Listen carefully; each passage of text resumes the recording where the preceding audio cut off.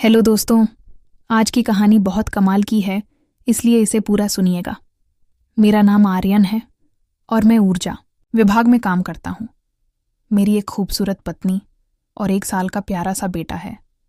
हमारी शादी को 3 साल हो चुके हैं। हम दोनों ने लव मैरिज की थी, इसलिए शादी से पहले ही मेरी पत्नी के घर पर मेरा आना जाना लगा रहता था।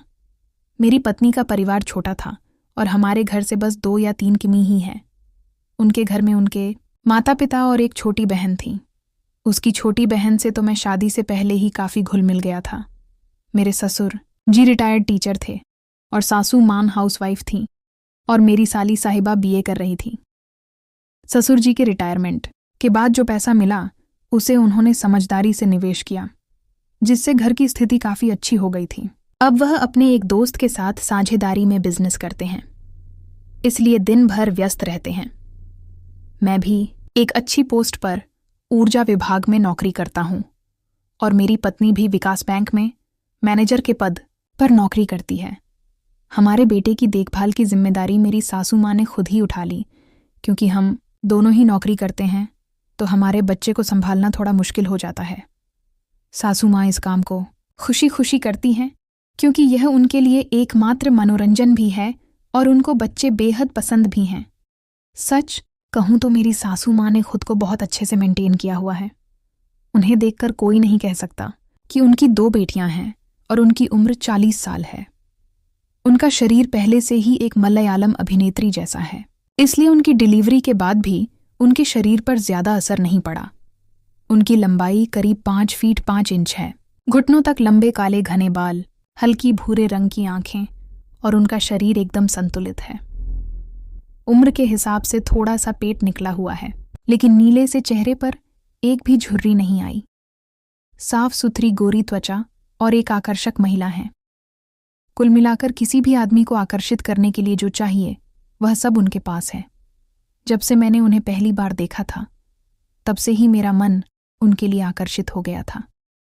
लेकिन समाज के नियम, संस्कार और रिश्ते नाते सोचकर मैं अपने मन को समझा लेता था। शादी के बाद जब मेरा बेटा पैदा हुआ और पत्नी को 4 महीने बाद नौकरी ज्वाइन करनी पड़ी, तब से सासू माँ ने बेटे की देखभाल अपने हाथों में ले ली थी। इसी वजह से मुझे रोज बेटे को छोड़ने और लेने के लिए ससुराल जाना पड़ता था।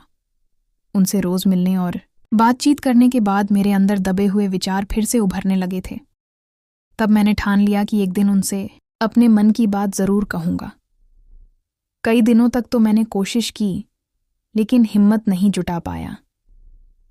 कुछ दिन गुजरे और इसी बीच ससुर जी के किसी दोस्त की मैरिज पर जाना था। ससुर जी खाने पीने के शौकीन थे और दारू वारू भी पी लेते थे, इसीलिए वह शादी में 7 दिन पहले ही चले गए। ससुर जी शादी में कुछ ज्यादा ही दारू न पी लें, इसीलिए सासू माँ ने ससुर जी का ख्याल रखने के लिए अपनी छोटी बेटी को भी साथ ही भेज दिया। घर में सासू माँ अकेली रह गई थी, इसीलिए मैंने और मेरी पत्नी ने सोचा कि जब तक ससुर जी नहीं आते तब तक हम सासू माँ के घर ही रहेंगे। हम दोनों को ही नौकरी से शाम के 5 बजे छुट्टी हो जाती है, लेकिन मेरी ड्यूटी मेरे शहर नवलपुर में ही होने की वजह से मैं अब 5:30 ही घर आ जाता हूँ।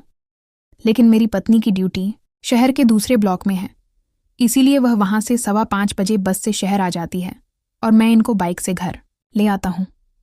आज हम घर में सिर्फ मैं और मेरा बेटा और मेरी सासू माँ रह गए थे। जब भी मैं अपने ससुराल से अपने बेटे को लेने जाता था तो मैं वहां से चाय जरूर पीता था और चाय मेरी साली साहिबा बनाती थी। आज शाम जब मैं ससुराल गया तो मेरा मन चाय पीने के लिए हुआ, लेकिन मेरी साली साहिबा तो ससुर जी के साथ शादी में गई थी, इसीलिए आज चाय सासू माँ बनाने वाली थी। वह किचन में चाय बनाने के लिए गईं। चाय बनाने के दौरान अचानक किचन में से जोर से गिरने की आवाज आई। जब जाकर देखा तो सासू माँ जमीन पर गिरी हुई थीं। जब वह ऊपर से चीनी का डिब्बा उतारने की कोशिश कर रही थीं, तभी पैर फिसल गया और वह गिर गईं। उनके पैर में चोट आ गई थी, जिससे चलने में दिक्कत हो रही थी। तब मैंने उन्हें सहारा देकर उठाया और बाहर के कमरे तक ले गया। सासू माँ ने कहा, बेटा बहुत तकलीफ हो रही है, कुछ मलहम या दवाई दे दो, वहां उस कमरे की अलमारी में सब कुछ रखा होगा। मैं तुरंत अंदर गया। और मलहम उठाकर ले आया। मैं तुरंत अंदर गया और मलहम उठाकर ले आया और अपनी सासू माँ के हाथों में दे दिया। उन्होंने मलहम अब तक हाथ में लिया और लगाने लगी। कुछ पल सोचने के बाद मैंने कहा, अगर आपको कोई परेशानी ना हो तो मैं लगा देता हूँ। वह हल्का सा मुस्कुराई और बोली, बेटा अगर तुम चाहो तो लगा दो। मैंने मन में सोचा कि इसी बहाने आज पैर छूने का मौका मिलेगा, बाकी बातें बाद में देख लेंगे। फिर मैं उनका पैर अपने हाथों में लिया और तलवे पर हल्के हाथ से मलहम लगाकर मालिश करने लगा। उनके चेहरे पर संतोष के भाव दिखाई दे रहे थे। दर्द वाली जगह पर हल्के और बाकी हिस्सा पर थोड़े जोर से दबाते हुए मैं मालिश करता रहा।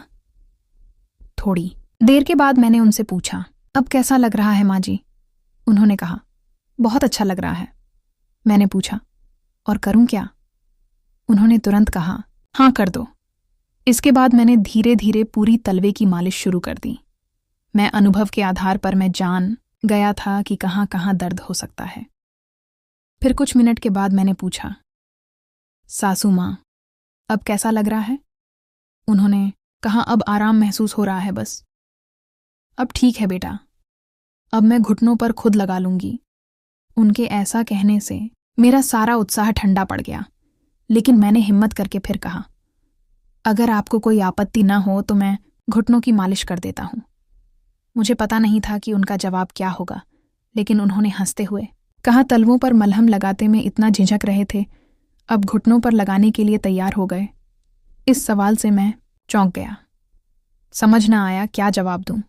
तभी वह बोली, बेटा अगर तुम लगाना चाहते हो तो लगा दो, मुझे कोई आपत्ति नहीं है। यह सुनकर मैं संभालते हुए बोला, मैं तो बस आपकी मदद के लिए कह रहा था, क्योंकि मेरी माँ नहीं है, उनकी सेवा करने का मौका तो नहीं मिला। मैंने सोचा चल इनकी ही सेवा कर दूं। उन्होंने मुस्कुराते हुए मलहम मेरे हाथ में दे दिया और फिर मैं खुश होकर उनके घुटनों की मसाज करने लगा। मैं फिर से हाथ गोल गोल घुमाते हुए उंगलियों से दवा लगाकर मालिश शुरू की। अब मैं तलवे की मसाज करने के बाद घुटनों की मसाज कर रहा था।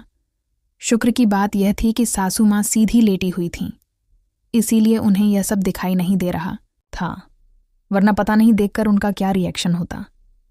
लेकिन मैं तो इस बात से खुश था कि इतने सालों में जो भी बातें मेरे मन के अंदर दबी हुई थीं, शायद वह आज पूरी हो सकती हैं। सासू माँ आंखें बंद करके मालिश का आनंद ले रही थीं और उनके चेहरे से यह साफ छलक रहा था कि उन्हें इससे राहत मिल रही है। फिर भी मैंने पूछा, आपको कैसा लग रहा है सासू माँ?